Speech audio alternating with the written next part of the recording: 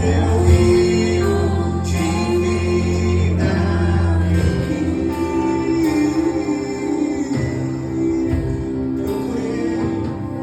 eu procurei em outro lugar, em outras pessoas, em tantas coisas. Eu procurei em outro lugar, em outras pessoas, em tantas coisas, mas descobri teu rio em mim e transbordei do teu amor. Sinto fluir teu rio, toda emoção. Eu te dou meu amor,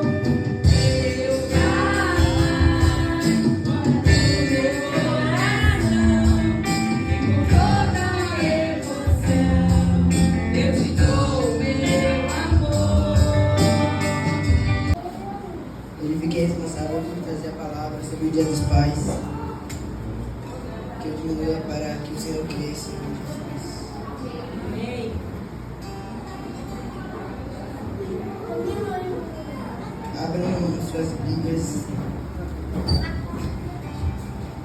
Abram suas Bíblias no livro de Lucas, capítulo 15, no versículo 11 e adiante.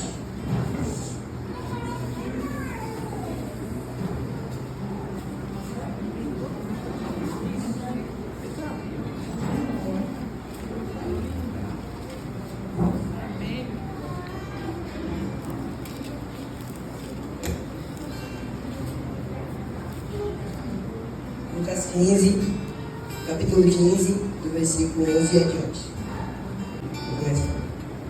A parábola do filho perdido. E Jesus disse ainda: um homem tinha 2 filhos. Certo dia, o mais moço disse ao pai: Pai, quero que o Senhor me dê agora a minha parte da herança. E o pai repartiu os bens entre os 2. Poucos dias depois, o filho mais moço ajuntou tudo o que era seu e partiu para um país que ficava muito longe. Ali viveu uma vida cheia de pecado e desperdiçou tudo o que tinha. O rapaz já havia gastado tudo quando houve uma grande fome naquele país, e ele começou a passar necessidade. Então procurou um dos moradores daquela cidade, daquela terra, e pediu ajuda. E este o mandou para sua fazenda a fim de tratar dos pobres. Ali com fome, ele tinha vontade de comer, mas ninguém me dava nada. Caindo em si, ele pensou: quantos trabalhadores do meu pai têm comida de sobra, e eu estou aqui morrendo de fome. Vou voltar para a casa do meu pai e dizer: Pai, pequei contra Deus e contra o Senhor, e não mereço mais ser chamado de seu filho. Me aceite como um dos seus trabalhadores. Então saiu dali e voltou para a casa de seu pai. Quando o rapaz ainda estava longe de casa, o pai o avistou e, com muita pena do filho, correu e o abraçou e o beijou. E o filho disse: Pai, pequei contra Deus e contra o Senhor, e não mereço mais ser chamado de seu filho. Até aí. Nesse dia de hoje há muitos filhos pródigos. E eu vou citar um exemplo deles, um exemplo real que aconteceu. E esse exemplo vai ser comigo. Aconteceu em uma sexta-feira, que minha mãe me deu uma ordem para que eu não fosse ir jogar bola. Mas, na euforia, fui jogar bola. Já chegando no lugar onde a gente joga, no meio da rua, aí já chegando lá, já começou a dar errado. Chuva começou a chuviscar, carros e carros passavam, e para piorar, eu chutei o chão com uma vontade imensa o chão, desmeti meu dedo, e na hora eu percebi que um dia, o dia não era específico para eu jogar bola, era um mau dia. E eu vejo que minha mãe, nessa ocasião, foi usada por Deus. Pois, tanto não só como minha mãe, como minha tia também foi usada. Pois todas as duas falaram, não é bom você jogar bola hoje. Mas eu desobedeci. Quem desobedeceu a Deus e ao próprio Pai. Pois quando ele pega a sua herança, sai da terra onde ele vivia com seu pai e vai para uma cidade distante, ele chegando lá, gasta sua herança por completo e ainda mais se desvia do caminho do Senhor com construções e amizades falsas. Ele acaba se esquecendo do principal que ele tinha. Ele tinha Deus como sua estrutura na sua vida. E o pai dele também era uma estrutura na vida dele. Pois o pai tem esse papel de estrutura na família. Um exemplo disso, nem tudo que o pai pode fazer, a mãe não pode fazer. Por exemplo, levar um filho a treinar em uma escola de futebol. A mãe pode levar, sim, pode. Mas o melhor seria ser levado pelo pai, porque não é sendo machista ou tendo preconceito com a mulher, mas homem já entende mais de futebol.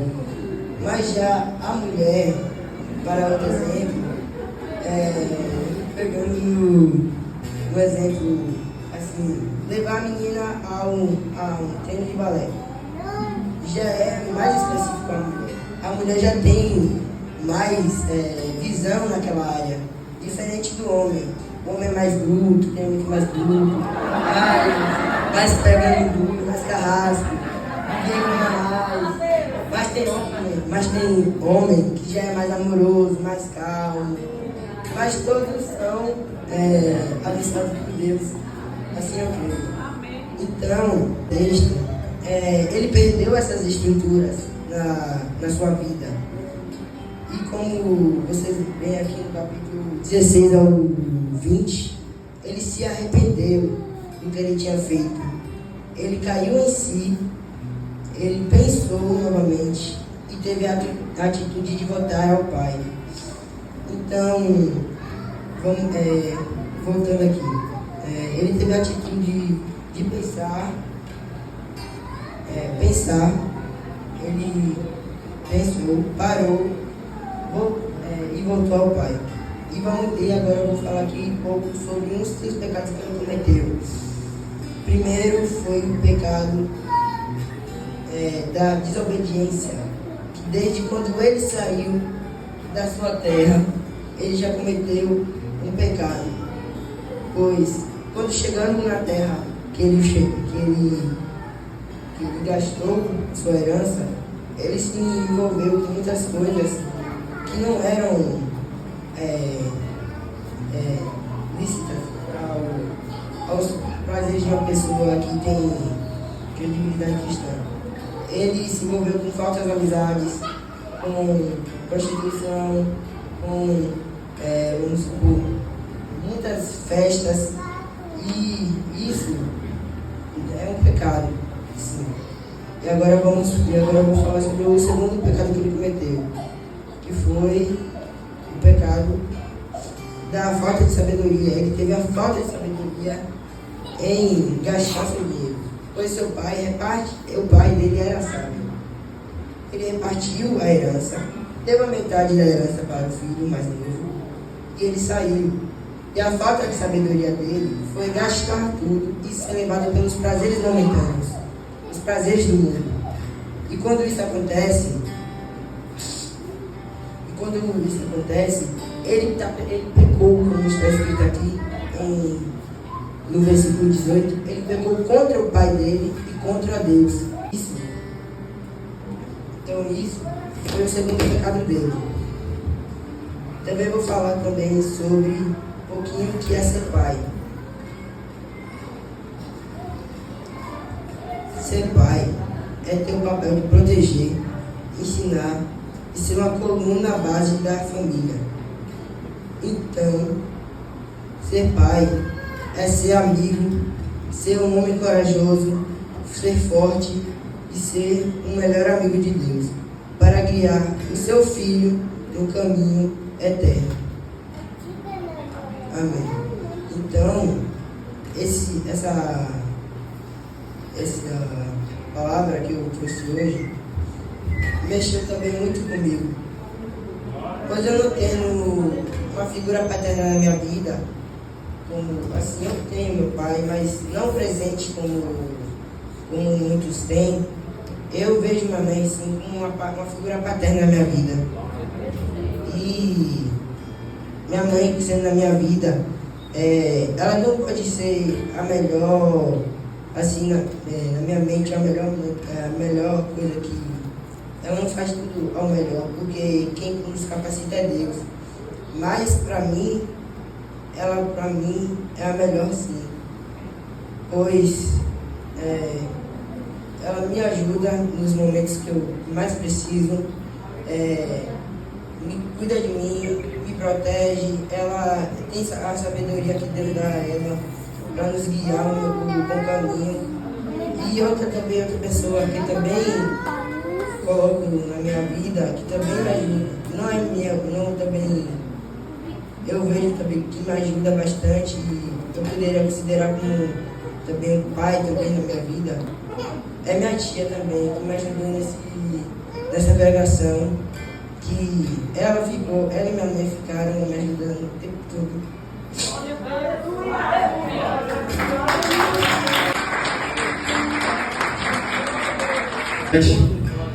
Quero te dizer, filho, que você tem um privilégio que muitas pessoas não têm. Primeiro porque você está na casa do Senhor. E eu, quando eu tinha a sua idade, eu queria muito ter conhecido os caminhos do Senhor mais cedo. Mas eu não tive esse privilégio porque eu não tive uma mãe, não tive um pai para me orientar a estar nos caminhos do Senhor. E quanta falta a gente sente, porque a palavra é quem nos guia, ela é quem nos ilumina. A palavra é a verdade. E quando a gente tem a palavra, a gente não fica como um filho pródigo aqui que estava perdido, que chega para o pai e pede a sua herança para ir embora gastar com os prazeres da vida, não. Quando você tem a palavra de Deus, quando você tem uma mãe como referência, uma tia como referência, quando você vem numa igreja que tem um pastor de referência, você sabe o que fazer, porque por mais difícil que estejam as coisas, você tem alguém para lhe aconselhar.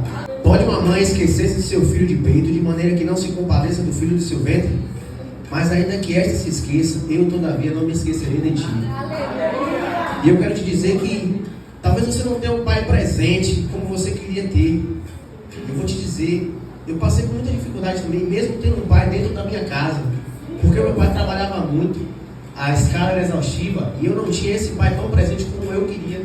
E da mesma forma que você falou, olha, eu queria que tivesse alguém, uma figura paterna para me levar para jogar bola, porque é o papel de um pai, porque o pai entende mais de jogar bola do que uma mãe. Mas entenda uma coisa, Deus, Ele faz tudo da maneira correta.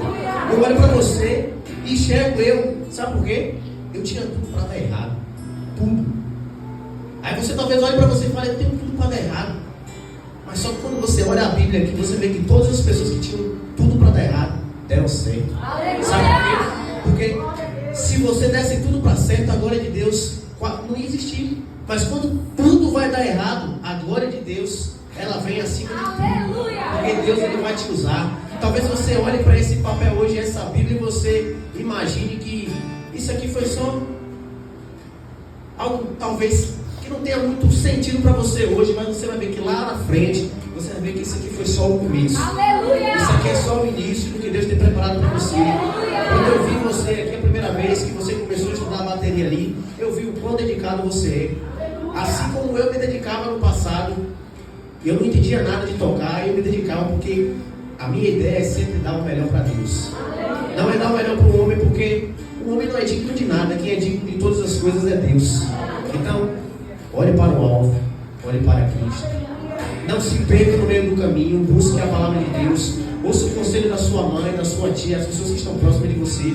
Porque eu vou dizer uma coisa no dia de hoje, as pessoas hoje não têm mais, como é que eu posso dizer?